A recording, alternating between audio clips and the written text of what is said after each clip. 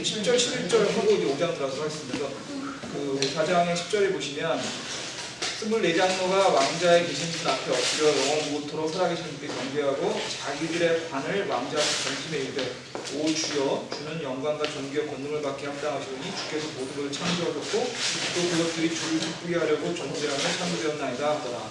지금 그 10절 11절은 결국 그 경배드리는 것에 대한 구절이면서 지금 경배드리는 이유는 그 주님께서 창조주시기 때문에 그 피조물인 그 24장로는 이제 사람을, 그러니까 성도들을 증명하는, 성도들을 대표하는 거라고 말씀드렸죠. 그래서 사람들이 주님에 대해서 지금 경배드리는 그런 내용이고요. 그 윗절에 9절에 보면 짐승들이 경배드리는 얘기겠죠. 그러니까 9절부터 11절을 다 정리해 보면 천상에 있는 짐승들, 그러니까 그거는 이제 천사들이거나 하늘에 있는 영적 존재를 얘기하는 거고요. 그러니까 24장로는 그 사람들을 얘기하는 거니까 그 사람들과 그 천사들이 주님께 경배드리는 거고, 경배드리는 이유는 주님께서 창조주시기 때문에, 우리는 피조물이고 주님께 창조주시기 때문에 창조주께 경배드리라는 얘기가 나오고 있고, 그래서 자기들의 관을 왕비 앞에 던지며 있죠. 이게 찬송가에 보면은 면류관 가지고 주 앞에 드리세 뭐 이런 거 있잖아요. 그 찬송을 받아주는 바로 그 얘기입니다. 그러니까 주님 앞에서 관을 주님께 드린다는 얘기는 그 관이 주님이 그 상으로 주신 거지 않습니까? 그러니까 우리가 상을 받을 만한 자격이 없습니다 이런 뜻이죠. 상을 받을 자격이 없는데 주님께서 우리들한테 이런 과분한 상을 주셨습니다. 그러니까 주님께 경배드립니다. 이런 뜻입니다. 그래서 9절부터 11절 얘기가 이제 그런 얘기고요. 이제 5장 들어가겠습니다. 5장은요 어떤 면에서 보면 계시록에서 가장 중요한 의미를 갖는 정 중에 하나입니다. 물론 뭐 뒤에 여러 장이 있지만 그 이 5장에서 굉장히, 그러니까 이 계시록의 사실은 이제 계시록의 전체적인 의의를 설명해주는 내용일 수도 있거든요. 그래서 이 5장의 내용에 보면 이제 책이 나오죠. 책이 나오는데 잠깐 볼게요. 5장 1절 보겠습니다. 또 내가 보매 왕자에 앉으신 분의 오른손에 책이 있는데 그것은 앞과 뒷면과 글에 적혀 있고 7 봉인으로 봉인되어 있더라. 또 내가 보매 한 힘센 천사가 큰 소리로 공평하기를 누가 그 책을 펴며 그것의 봉인들을 떼기 합당한 하되 하늘이나 땅에서나 땅 아래에 있는 어느 듣던 사람도 능히 그 책을 펴거나 들여다보지 못하더라. 그 책을 펴서 읽거나 들여다보지 합당한 사람이 보이지 않게 내가 많이 울었더니 이렇게 되어 있습니다. 1절부터 4절까지 지금 읽었고요. 이 얘기를 정리해보면요. 지금 책이 나오는데 이 책이 과연 무슨 책인가 하는 거에 대해서부터 먼저 말씀드리겠습니다. 지금 이 책이 이제 여러 설명이 있습니다. 그러니까 어떤 분들은 다니엘서에 보면은 이제 그 대언을 하고 대언을 책으로 하라고 하는 얘기가 있으니까 지금 다니엘서라는 얘기도 있을 수 있고요. 그 다음에 이제 계시록의 그 예언이, 대언 중에 예언이 여기서부터 나오니까 계시록일 수도 있고요. 이런 식으로 이제 많이들, 아니면 그냥 일반적으로 성경책이다 이렇게 얘기하시는 분도 있고요. 근데 그거에 대해서 일단 먼저 말씀드릴 게 하나 있는 게, 저희가 그 에베소서 1장 13절에서 14절 잠깐 보시겠습니다. 에베소서 1장 13절 14절.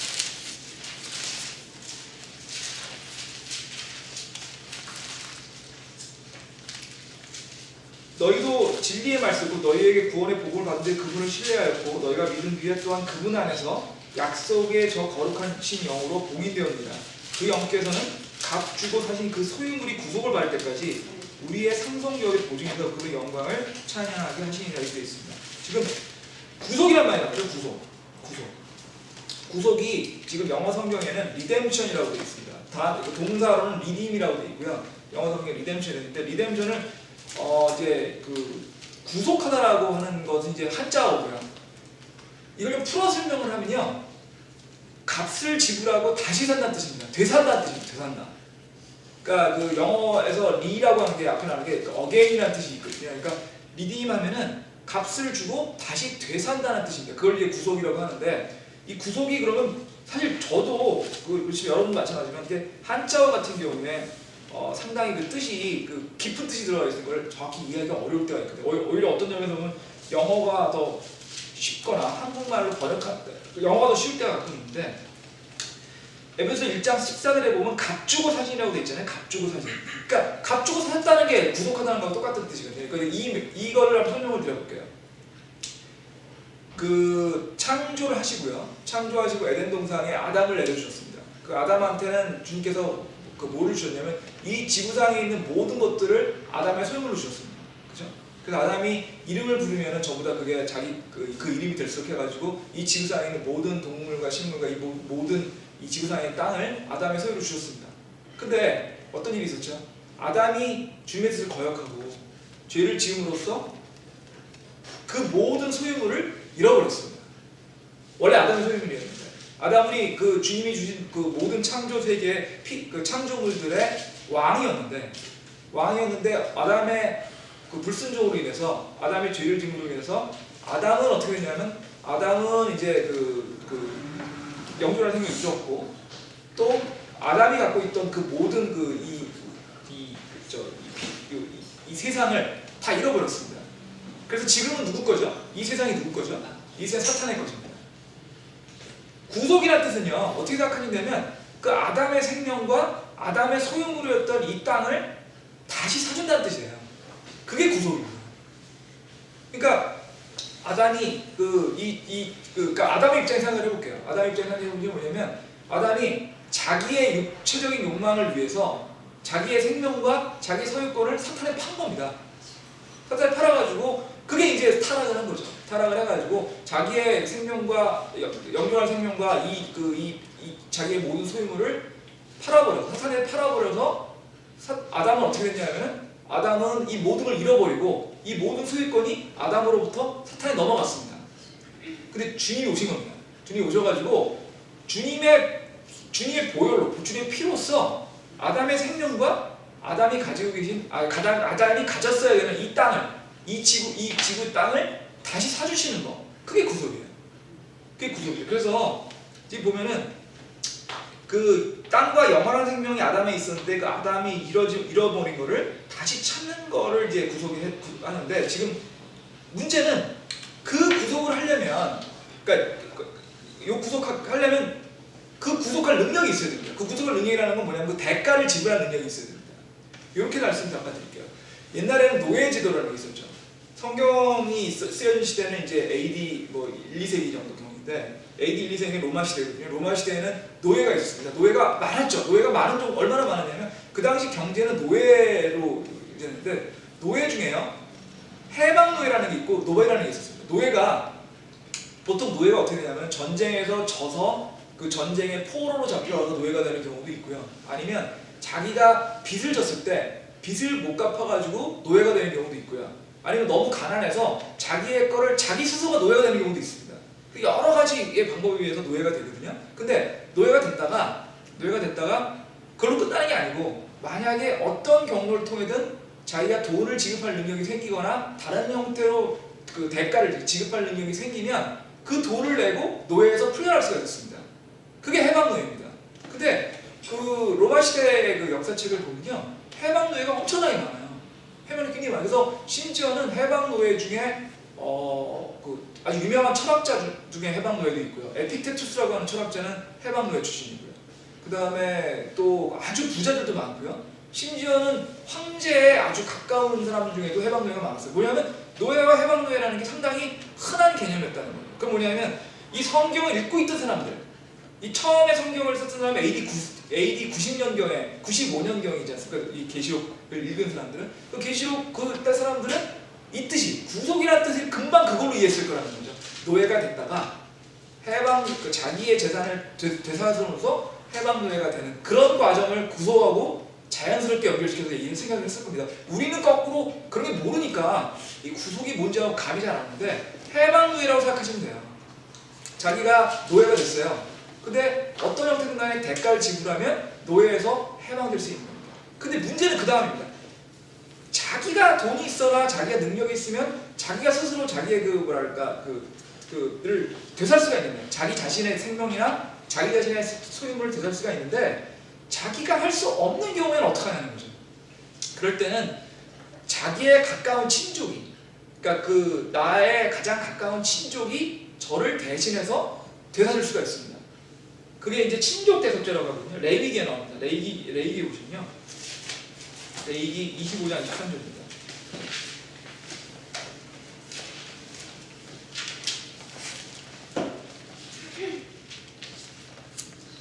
제가 읽어보겠습니다.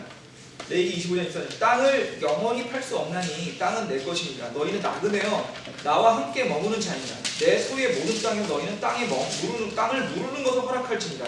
만일 내 형제가 가난하게 되어 자기 소유 중 얼마를 팔았는데 그의 친족이 와서 그걸 물으려거든 그는 자기 형제가 판 걸 물을 것이요 만일 그 사람에게 그걸 물을 사람이 없고 또 그 사람 자신이 그걸 물을 힘이 있거든 그는 그것을 파냈을세요 자기가 그것을 판 사람에게 그 남은 땅을 돌려주고 자기는 자기 소유로 돌아갈 겁니다. 이게 뭐냐면요, 레위기에 보면은 그 땅들이 각 지파별로 다 배분이 돼 있죠. 그 출애굽기부터 그래서 배분이 돼서 각자 자기 땅이 있습니다. 근데 무슨 이유든 간에 그 땅을 팔거나 할 것도 허락이 되는데 문제는 팔았던 땅을 다시 되살 경우에는 아무나 되살 수가 없다는 겁니다. 그 땅의 원래 주인이 사거나 아니면 원래 주인이 친족밖에 살 수 없다는 거예요. 이 무른다는 게 다시 산다는 뜻이죠. 무른다는 게 다시 산다는 뜻인데 그래서 근데 그 사는 게 본인이 사거나 왜 그 본인이 친족이 아니냐면 땅이 지파별로 돼 있거든요. 땅이 그 주님이 땅을 갖다가 지파별로 나눠줬습니다. 그리고 땅은 정확히 말하면 주님 거예요. 여기 맨 앞에 보시면 23장에 보시면 땅은 내 것이니라 이렇게 돼 있잖아요. 땅은 주님 거란 말씀이거든요. 땅은 주님 거고 사람들은 뭐만 가지고 있는 거냐면 사용할 수 있는 권리밖에 없어요. 엄밀히 말해서 소유권이 아니라 사용권만 있습니다. 그래서 그 사용권이 있는 사람은 자기한테 허용됐다 사용권 자기만 이용해야 되는데 문제는 그걸 팔았어요. 근데 다시 되찾으려고 하면 자기가 되찾거나 자기와 가까운 친족이 되찾아야 지파반에 나눠준 땅이 섞이지 않을 거 아닙니까? 그렇죠? 그렇기 때문에 반드시 땅을 되살 때는 본인이거나 본인의 가까운 친족만 하게 됩니다. 이게 바로 친족 구속자입니다. 이게 좀 이해가 되세요? 그러니까 주님이 땅을 나눠준 거예요. 모든 사람한테. 그리고 그러니까 그 땅은 자기거나 자기와 가까운 사람만 사용할 수 있는 거죠. 그러다 보니까 살 때도 되살 때도 딱 파는 것도 문제지만 되살 때도 반드시 그런 범위에서 한다. 이게 바로 친족주족자라는 개념으로서 레위기 25장에 있는 건데 그럼요. 다시 한번 우리가 계시록으로 돌아와가지고 우리는 어떠냐는 거죠. 저희가 아담의 후손이지 않습니까? 아담의 후손입니다. 아담의 후손인데 아담의 후손인 아담이 이 땅을 팔았어요. 사탄한테. 되살아야 됩니다. 그럼 되살 수 있는 능력이 예를 들어볼게요. 천사가 있다 치자죠. 스랍이 있어요. 천사가 있어요. 아니면 뭐 예를 들면 뭐 스랍이 아니라 뭐 그룹이 있어요. 이런 사람들이 되살 수 있는 능력이 있다 하더라도 찾을 수가 없다는 거예요. 능력이 있어도 왜? 우리가 천사나 그룹이나 스랍이 아니니까. 그러니까 그룹이나 스랍이나 천사는 우리의 친족이 아닌 거예요. 아담의 피가 아닌 겁니다. 그럼 우리가 되살릴 수 있는 사람은 누가 있어야 되죠? 되살릴 수 있는 사람과 같은 아담의 피를 같은 사람의 아들이 된다는 거죠. 그래서 예수님이 우리를 되살주시기 위해서 오시려고 그러면 주님이 뭘로 오셔야 되냐면 사람으로 오셔야 되는 거예요. 좀 굉장히 중요한 개념인데 이해가 되세요? 주님이 사람으로 오셨잖아요. 이 땅에 사람으로 오신 가장 큰 이유가 뭐냐면 저희를 사탄으로부터 되살주시기 때문에 온 거거든요. 되살주는 게 뭐냐면 저희의 생명과 저희 땅을 되살주시기 온 거예요. 근데 되살주시기 위해서는 레위기에 의하면 반드시 되살주는 소유물을 원래 가졌던 사람의 친족이 되어야 되거든요. 그러다 보니까 주님이 사람으로 오시지 않으면 저희를 위해서 되살릴 수 있는 권능이 안 생기는 겁니다. 그래서 주님이 사람의 아들이라고, 그러니까 주님이 사람으로 오신 거죠. 좀 100% 이해 안 되시는 듯한 표정인데, 그러니까 계속 몇 번 반복해서 말씀드리겠습니다. 그래서 이건 이게 친족 구속자라는 개념으로 된 거고요. 그 다음에 이 내용이 베드로전서 1장 18절에 있습니다.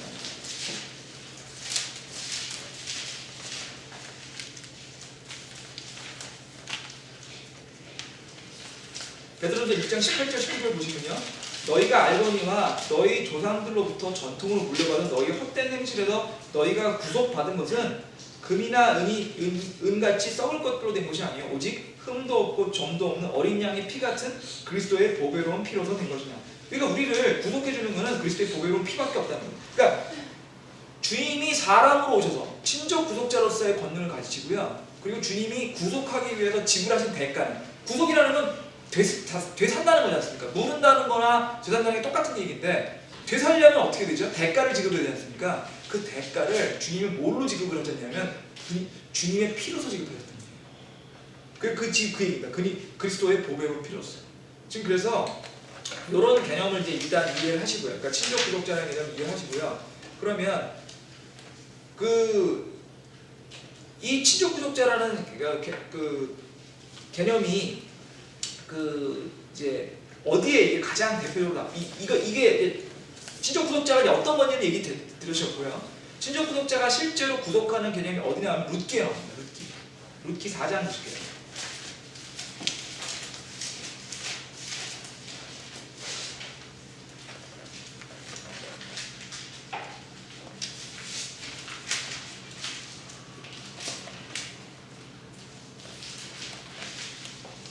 룻기 4장에 보시면요. 룻기 이제 설명 잠깐 드리면 룻이 이제 며느리지 않습니까? 그래서 이제 자기 시어머니 나오미와 함께 자기 원래 땅으로 왔습니다. 원래 땅으로 왔는데 이미 그 땅은 팔아버리고 자기 소유물이 아니에요. 자기 소유물이 아니어가지고 누군가가 룻의 사실은 룻의 아들이나 룻의 남편이거나 룻의 시아버지가 가졌던 땅을 되사줘야 됩니다. 룻의 가족을 위해서. 되사줘야 되는데 룻의 가족은 직접 할 능력이 없으니까 가장 가까운 친족 중에 그걸 되사주기를 바라는 대목이 4장에 나옵니다. 4장에 보시면 그때 보아스가 성문에 올라가서 거기 앉았는데 보라 보아스가 말하던 친족이 지나가므로 보아스가 그에게 이르되 어이 아무개여 돌이켜서 이리로 와서 앉으라 하니 그가 돌이켜서 앉으매 보아스가 도시의 장로 10명을 대다 이르매 당신들을 여기 앉으라 하니 그들이 앉더라. 보아스가 그 친족에게 이르되 모압 지방에서 돌아온 나오미가 우리 형제 엘리멜렉의 땅을 팔므로 내가 내 백성 장로들 앞과 거짓들 앞에서 그걸 사라고 말하여 내게 알려주라고 생각하노라. 내가 그것을 물으려면 내가 물으지 아니하거든 내가 알게 하라. 너 외에는 그것을 물을 자가 없으며 너 다음은 아니라 하매 그가 이르되 내가 그걸 물으려 하니 그때 보아스가 이르되 네가 나오미의 손에서 그 밭을 사는 날에는 죽은 자 안에 모함의 무색에서도 반드시 그걸 사서 그 죽은 자의 상속재산을 위하여 그 이름을 위하여 일으켜 세워야 할지니라 하니라. 그 친족이 이르되 나는 내 상속재산에 손해가 있을까 염려하여 나를 위해 그를 물을 수 없나니 나를 물을 권리를 내가 취하라. 나는 그를 물을 수 없노라. 이게 바로 지금 그 얘기를 하고 있거든요. 지금 엘리멜렉이 이제 나오미의 남편이죠. 나오미의 남편이 엘리멜렉의 땅이었는데 그리고 룻은 나오미의 며느리인데 엘리멜렉 땅이 지금 소유권이 넘어가 있습니다. 나오미와 룻을 위해서는 그 땅을 사줘야 됩니다. 근데 엘리멜렉도 죽었고 나오미의 아들 둘 다 죽었죠. 그러다 보니까 친족한테 사달라고 하는데 보아스가 더 가까운 친족이 있는 겁니다.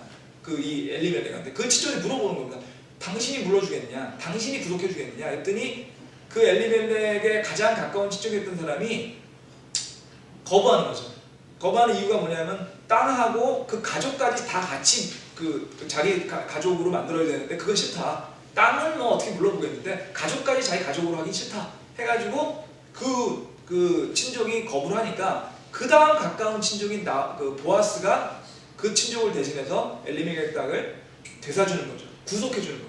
지금 그 구절이 여기 나와 있어요. 그래서 지금 이게 이제 엘리멜렉의 소유를 물으는 거에 대한 아주 대표적인 그 친족 구독자의 경우고요. 똑같은 경우가 에레미야에서 또 나옵니다. 에레미야에서 32장 보겠습니다. 에레미야에서 32장이요.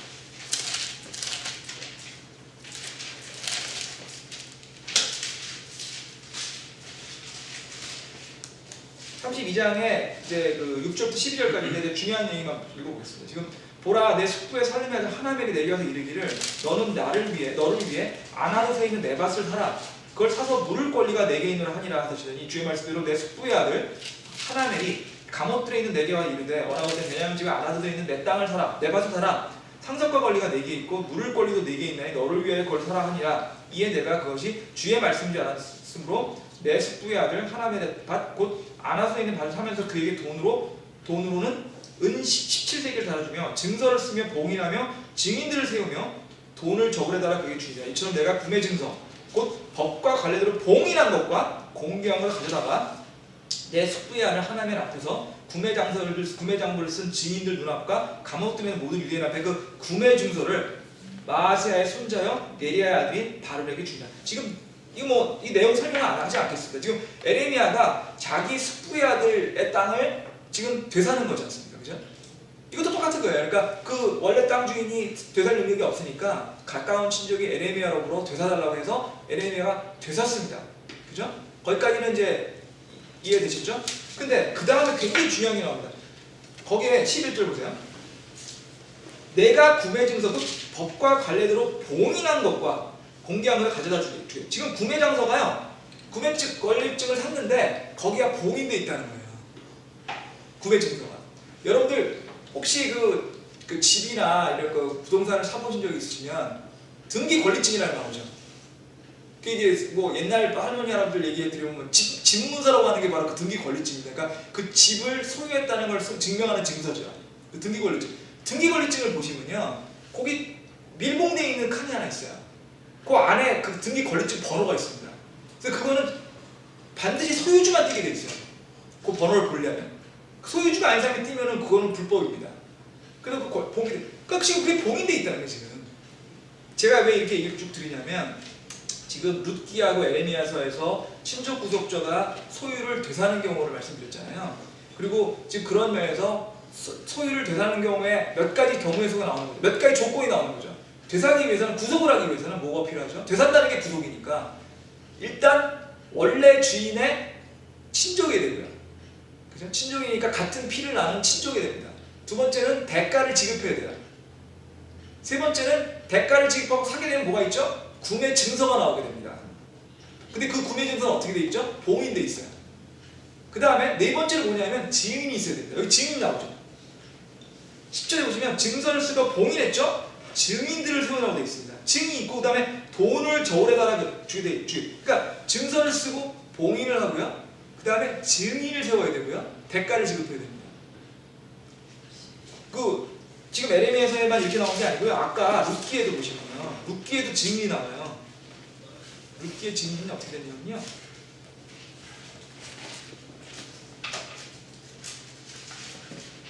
룻기 보시면은 4장에 보시면 거기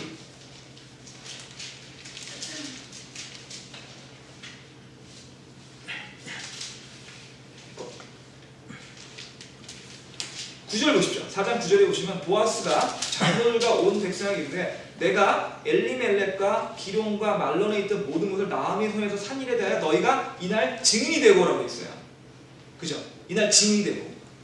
그러니까 여기도 증인이 있는 거죠. 그러니까 결국 대가를 친족 구속자가 나타나서 대가를 지급하고 구매 증서를 사서 그 구매 증서를 봉인해야 되고 증인이 있어야 됩니다. 이게 전부 다 그 되사줄 때 상황이거든요. 그러면요, 이제 다시 한번 계시록으로 오겠습니다. 계시록 5장을 보세요. 5장에 보시면 지금 보시면 안과 뒷 책이 있는데 7봉인으로 봉인이 되어 있다고 말씀드렸지 않습니까? 그럼 이게 봉인이 되어 있고 이 책을 이게 결국 이 봉인된 이 책이 뭐냐면은 지금 제가 말씀드렸던 그 구매 증서입니다. 그러니까 그 땅과 그 소유권 증서죠. 소유권 증서. 땅과 그 영혼에 대한 소유권 증서가 지금 사탄에 가 있는데 친족 구독자가 와서 그 사탄에 가 있는 그 소유권을 되사주기를 바라는데 그 되사주기를 바라는데 되살 사람이 없어요. 그래서 지금 뭐냐면 4절에 보면 울고 있는 겁니다. 좀 이해가 되세요? 지금 그 사도 요한이 이거 울고 있잖아요. 이게 뭐냐면 지금 하나님이 들고 계시는 7봉인이 된 책이 이 지구상에 대한 소유권 증서거든요. 그 소유권 증서가 지금 사탄의 손에 들어가 있는데 누군가가 되사줬으면 좋겠는데 되사줄 능력이 아무것도 없는 거거든요. 그러니까 이거 어떡하나 하고 울었다는 겁니다. 지금. 그러니까 이렇게 되려면 이 사탄을 가려면 누군가가 나타나서 사람의 아담의 자손과 같은 누군가 친족 구독자가 나타나서 대가를 지급하고 그 대가를 지급한 다음에 봉인을 띄어서 그 소유권 증서를 가져가고 그걸 증인들한테 보여줘야 돼요. 그 모든 결과가 다 있어야만 이 지구상에 있는 그 땅이 구속되는 겁니다. 근데 여기서 중요한 게 있습니다. 구속이 두 가지가 있거든요. 하나는 생명에 대한 구속이 있고요. 소유물에 대한 구속이 있습니다. 아까도 룻기에서 보시면은 룻도 그러니까 그 가족도 되사줘야 된다고 했지 않습니까? 똑같이 사람의 생명도 되사줘야 되고 그 다음에 그 소유물도 해줘야 되는데 사람의 생명은 이미 구속을 받았습니다. 왜 구속받은 게 증명이 되죠? 이미 24장로가 있지 않습니까? 사람을 증명하는 거니까 24장은 이미 사람의 생명은 구속을 받았어요. 근데 사람의 소유물인 이 지구상은 아직도 누구의 땅이냐? 사탄의 땅이니까 그 사람 소유물인 이 지구를 그 땅을 전부 다 구속해줄 사람을 찾고 있는데 그렇게 되면 누가 구속해주느냐라고 지금 울고 있는 거고요. 여기에서 지금 장로들은 뭐가 되냐면 증인이 되는 겁니다. 그러니까 친족 구속자가 나타나면 딱 되는 거예요. 지금 소유권 등기도 있죠, 소유권 증서도 있죠, 증인도 있죠, 다 있어요 지금. 단지 친족 구속자가 와서 그걸 사주기만 하면 되는데 그 중요한 친족 구속자가 없어요. 그래서 울고 있는데 그 다음 절 보시겠어요? 장로 중에 한 사람이 내게 이르되 울지 말라. 보라, 유다 지파의 사자고 다윗의 뿌리가 이셨으므로 그 책을 펴며 그 책의 7봉인을 떼시리라 하더라. 또 내가 보니 보라, 왕좌와 네 짐승의 한가운데와 장로 한가운데 전에 주님을 당한 것 같은 어린 양께서 서 계시니라. 그분께서 7뿔과 7눈이 있으니 그것들은 온 땅으로 보내진 하나님의 7영이라. 그래서 친족 구속자가 없어서 그럼 우리가 가지고 있어야 되는 이 땅은 누가 구속해 주십니까? 라고 지금 울고 있는데 장로가 얘기하는 거죠. 걱정하지 마라. 유다 지파의 사자가 와서 그걸 구속할 거다. 그게 누구죠? 그리스도 것입니다. 여기서 보면은 죽임을 당할 것 같은 어린 양이라는 게 어린 양을 얘기하는 건 아닙니다. 어린 양 같은 분이라는 뜻이에요. 어린 양이 아닌데 그 양이 아니고 어린 양 같은 분, 예수 그리스도를 얘기하는 겁니다. 그러니까 동물을 얘기하는 게 아니라 예수 그리스도의 인격체를 얘기하는 거고요. 그 뒤에 보시면 그 예수 그리스도의 이름이 하나님의 7영이라는 거죠. 하나님 7영이라는 거고요. 그러니까 하나님의 7영을 예수 그리스도가 갖고 계시다는 거고요. 그래서 지금 거기 예수 그리스도가 7봉인을 떼시기 위한 친족 구속자로 오셨다라고 장로가 얘기해 주는 겁니다. 좀 이해되시네? 그래서 그런 뜻이고, 그래서 유다 지파의 사자라고 되어 있는데요. 이 사자는 무슨 뜻이냐면 그냥 여러분 생각하는 그 동물의 왕 사자를 생각하시면 돼요. 이게 사자는 왕을 의미하거든요. 왕을 상징합니다. 그러니까 유다 지파에서 나오셔 왕이 되실 분이 지금 거기 계시다는 거죠. 히브리서 7장 14절 잠깐 보시겠습니다. 히브리서 7장 14절입니다.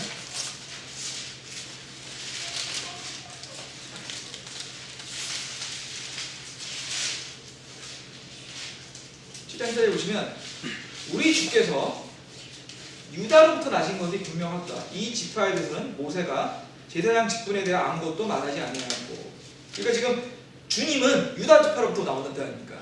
그래서 그 주님은 결국 왕이시고요. 그러니까 주님의 사자, 유다 지파의 사자가 왕으로 오신다는 거죠. 왕으로.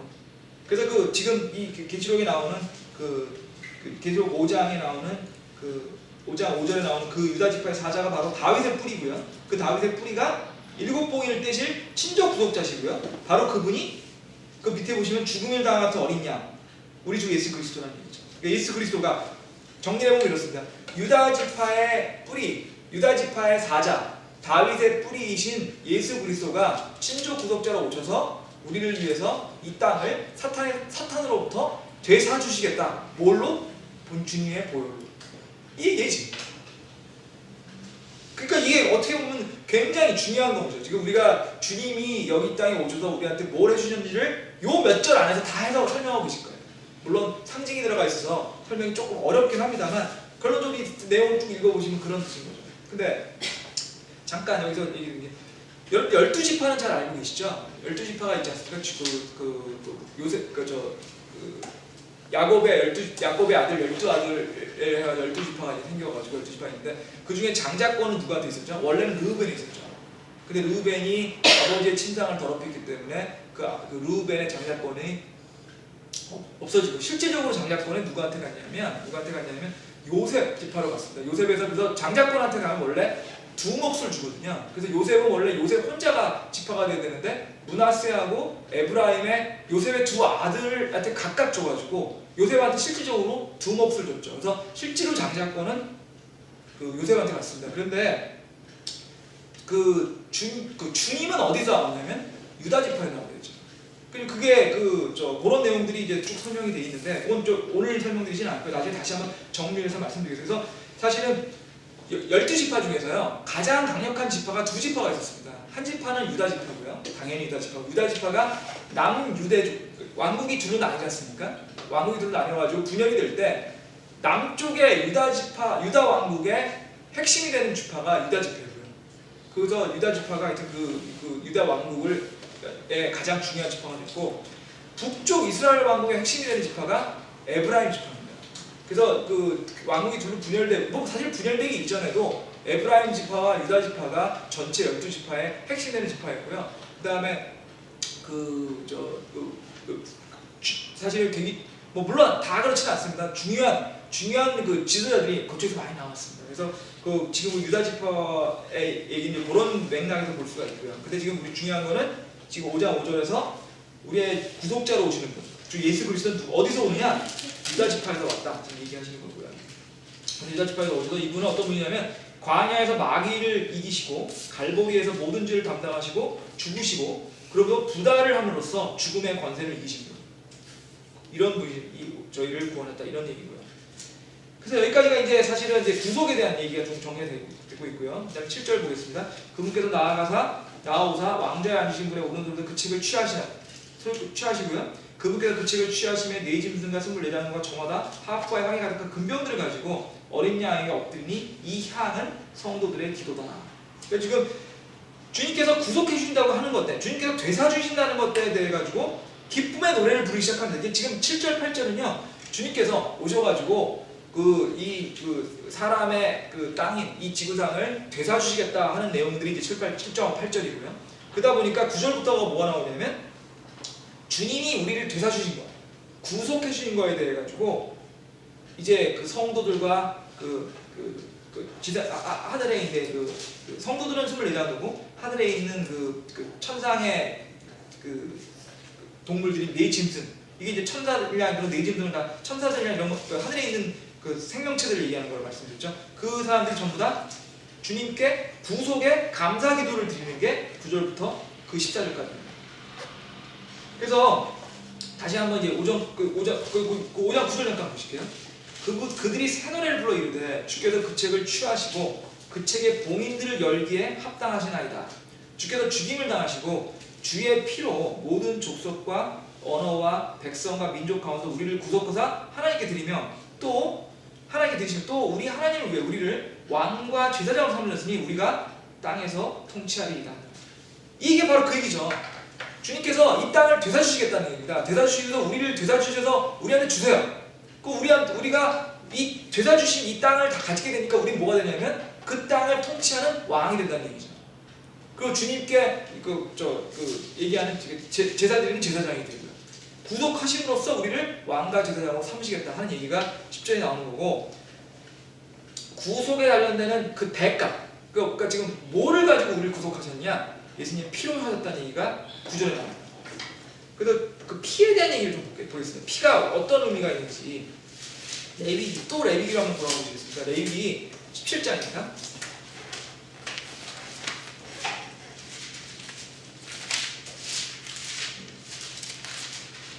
레위기 17장 11절 잠깐 보실게요.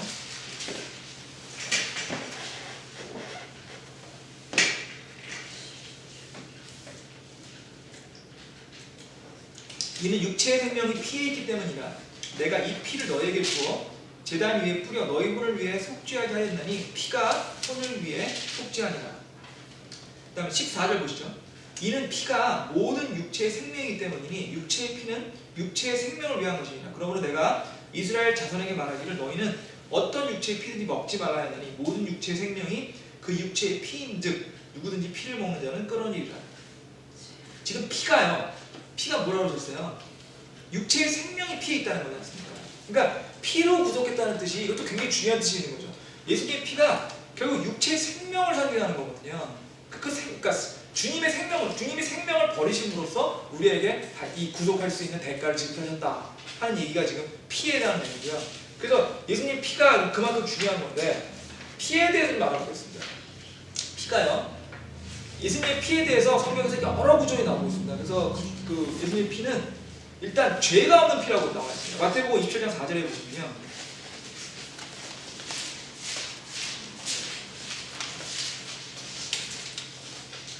지금 유다가 주님을 배반하고 난 다음에 자살하는 얘기입니다. 그래서 유다가 지금 뭐라고 얘기하냐면 이르되 여기서 내가 유다죠. 가론 유다입니다. 내가 무죄한 피를 대방하여 넘기고 죄를 지었노라. 이 무죄한 피를 하는 게 바로 예수님의 피를 얘기하는 겁니다. 그죠? 예수님의 피고요. 그 다음에 요한 1서 1장 7절 보실게요. 요한 1서 1장 7절.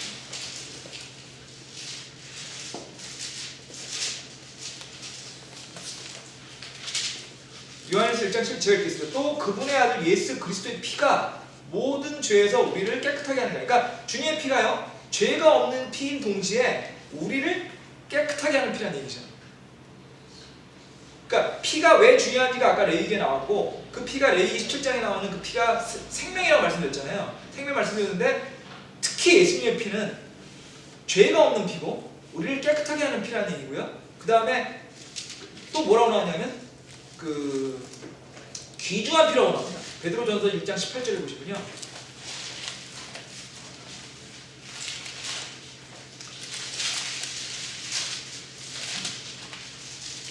베드로전서 1장 18절에 보시면 너희가 알거니와 너희들 조상으로부터 전통을 물려받은 너희 헛된 행실에서 너희가 구속받은 것은 금이나 은같이 썩을 것들이 아니요 오직 죄송합니다. 다른 구절입니다. 1장 맞네. 18절 19절 오직 흠도 없고 점도 없는 어린 양의 피 같은 그리스도의 보배로운 피로 된 것이다. 귀중한 피라는 얘기고요. 그 다음에 히브리서에 보면 필수 불가결한 피라고 되어 있습니다. 정리해 볼게요. 피라는 건 생명을 상징하는데 예수님의 피는 더더군다나 죄가 없는 피에 깨끗하게 하는 피에 귀중한 피에 필수 불가결한 피입니다. 그래서 예수님의 피가 없으면, 그리스도의 피가 없으면 우리가 구원받을 수도 없고 또 우리가 구속받을 수도 없다는 거죠. 이해되시죠? 그래서 예수님은 그게 결국 뭐냐? 예수님은 그 구속의 대가로 다른 걸 주실 수가 없는 겁니다. 피를 줄 수밖에 없는 거죠. 주님의 피를 주셔야만, 주를 피를 주셔야만 구속할 수 있다는 얘기죠. 그 다음에 그럼 이제 5장 10절에 그렇게 해가지고 이제 우리가 왕과 제사장이 됐다는 얘기가 나오고요.